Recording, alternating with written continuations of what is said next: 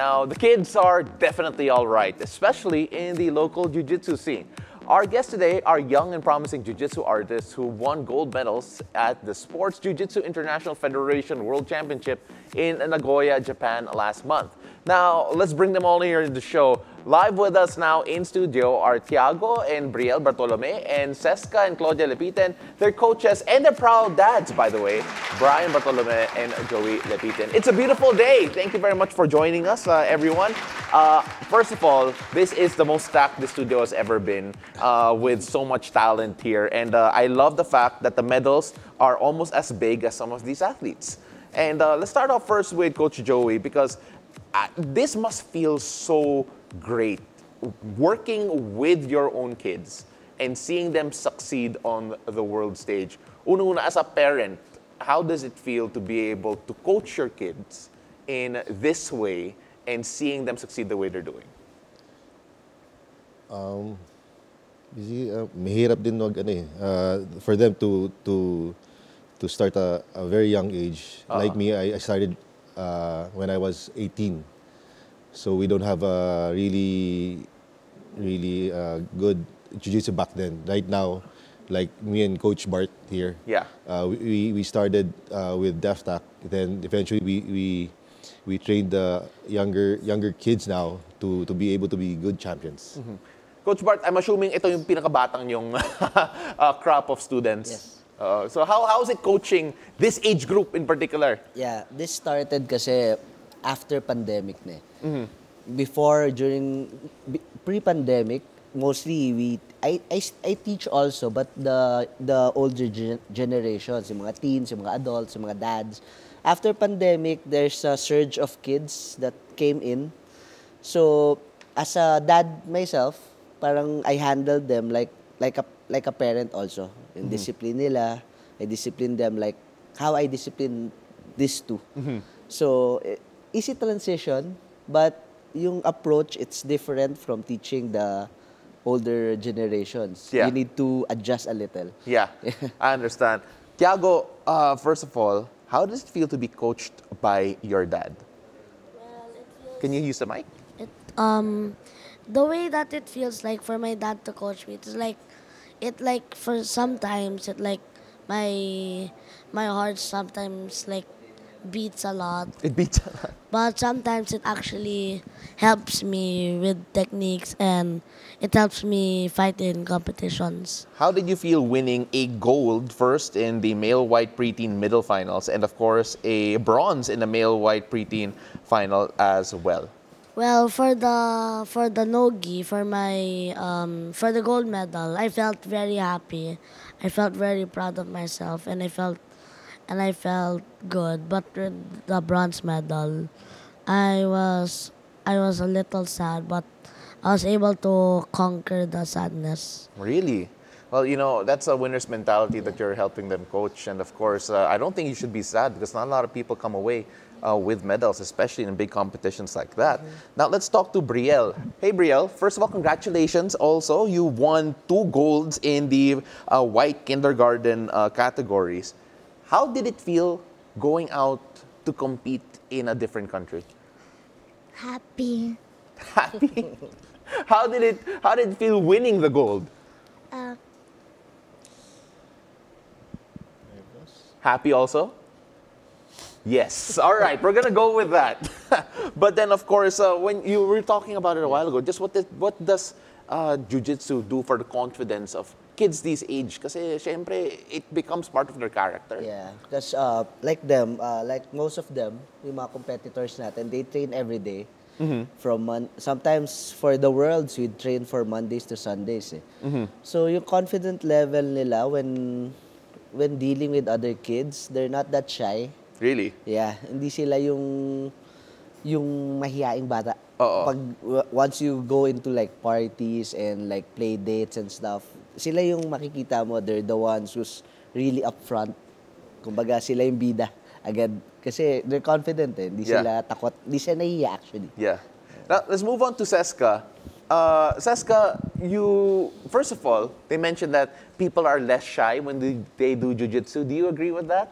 That you become less shy once you learn how to perform in jiu-jitsu? Yes. I like it. Short and sweet. Also, double gold medalist ka rin. How did it feel going into the gold medal match? And how did it feel after nung nanalo ka na? Proud. Perfect. I love it. And of course, Coach, ano yung feeling mo nung nakita mo na, oh, gold medalist na yung mga anak mo? Well, they become gold medalists during that competition, but after the competition, they go back to train again, and like parang wala nangyari, they have to train again and compete for the other competitions. Like na parang na hindi sila nanalo ng gold medal, so they have to train every day just to compete for another competitions. Coach, grabe yung mentality na yun eh. Gano'n ka-importante yung mentality na yun para sa'yo? Well, kasi para hindi to be humble. Kasi if they think like every day they always win, baka isipin nila sila na yung pinakamagaling. So what do we, Coach Bart and I always tell them na you're champion during that time lang. Yeah. So after that, you're back being your old self, your old competitors. Claudia is the youngest one here. How old are you, Claudia? 5. You're 5 years old, and you've already won an international competition. How does it feel, first of all, to be here with your dad, with your friends, and being able to talk about jiu-jitsu? I'm going to assume that means you feel really good about it. Coach, coaching a 5-year-old, how was that experience? How was that keep you young? Because I can only imagine working with yung age group na to will also keep the both of you young. Actually, it keeps me old. It keeps you old. Just joking.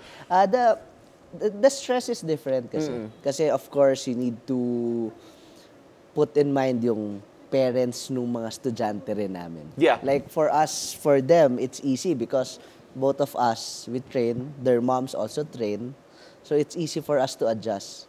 So teaching younger kids, the 50% factor there is the parents also. Yeah. So we need to think about their emotions also. Kung tingin ba nilang we're being too much, pushing their kids to the limits. Kasi we need to push them harder than the teens and the adults. Really? Bakit? Yeah. Kasi sila ang kids, pag hindi mo tinutukan yan, hindi gagalaw yan eh. You need to really push them, motivate them. How much is it coaching the kids and coaching the parents with regards to helping these kids develop? Like for the parents, may disclaimer kami. Every time they enroll, we tell them na this is jiu-jitsu, it's hard. It's supposed to be hard. If it's easy, we're not teaching your kids properly. That's what I always tell the parents.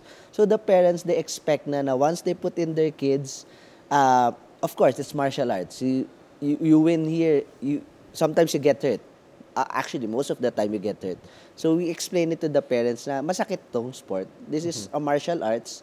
This is a contact sport. So expect na masasaktan yung anak niyo. Yeah. But it's the way of yung sa parents dealing with their emotions. Na syempre pag nasaktan yung anak nila, kailangan medyo kakalmahin mo rin yung magulang. Then that's it lang. Mostly it's a 50-50 balance of handling the kids and handling the parents. That's the hard part of teaching kids. Kasi you're handling two different emotions in one go. Not like if you're just teaching adults. Yeah. Siya lang. Yeah. Diba? Pero coaching your own kid, Coach Joey, an example there would be, you mentioned nga, minsan, the parents might be overly emotional because anak nila yun eh. Yes. Do you feel the same way or iba talaga yung mindset mo kapag naging coach ka? Well, during the training, I see Coach Bart yung nag-handle. Yeah. Kasi he's more strict. Ganun talaga? Alright. But during competition, kasi I always compete. Yeah. That's why, baka kasi iba yung way of teaching for me sa mga kids. So I let Coach Bart handle it. Pero during competition, yun, mas alam ko kung paano yung kumbaga galawan ng mga how do yung mga rules, kasi I know the rules very well. Yeah. I know how to play with it. So napapass ko sa kanila na may konting mga tips na nabibigay ko sa kanila Kaya yun, parang mas maganda sa akin. For Yes. me, I coach them during the competition and Coach Bart Sa trains training them nila. during the training camp mismo. All right, so Thiago, I want to go back to you. Can we borrow the mic again? So Thiago, he said it's hard. It's a bit difficult. Sometimes you get hurt. How would you describe your training?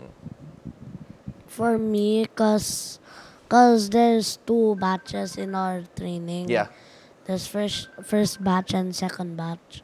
If it was me, I would say it's in the middle. Yeah. It's sometimes hard and it's also sometimes easy. Yeah. But on me, it's like it's usually hard in the sparring, but it's actually fun actually. It's actually the fun. hardness is my favorite part in my Perfect. training. Perfect. So, Brielle, we're gonna end with you, all right? But could you, for those who are young and are curious about trying jiu-jitsu, how would you tell them to go and join you guys and get more kids competing in jiu-jitsu? What would you say?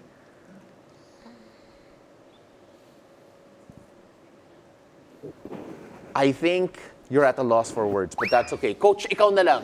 What would you say to the parents of young kids who are curious or want to give their kids an experience in jiu-jitsu? Yeah, the first step is going. Yeah, kasi mostly parents, they're hesitant coming to the gym. Don't be afraid. Mostly gyms here in the metro, they're very friendly. Yeah. There's tons of choices to choose from. Now, when choosing a gym, especially for the kids, look for the one that has a community, that has a nice community.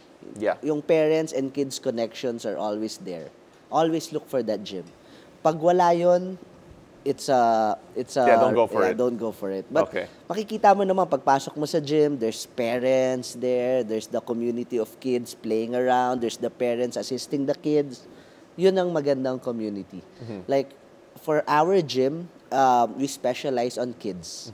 So, Dojo Garage specialize on kids. So, yung parents also, we really take care of them. We really brief them na para kaming isang family. Yeah. And we, Perfect. You can check out the Dojo Garage over on Facebook and their social media Yes. pages and try and reach out to them if you want to participate. And of course, maybe your kids as well can come home with medals as big as they are. So guys, could you show off your medals first before we go? Once again, thank you very much for joining us. Congratulations to Thiago, Brielle, Cesca, Claudia, and their coaches Bryan and Joey. Maraming salamat. Congratulations once again. You're champions in your sport at such a young age. I'm not a champion in anything yet. Guys, maraming salamat. Thank you so much.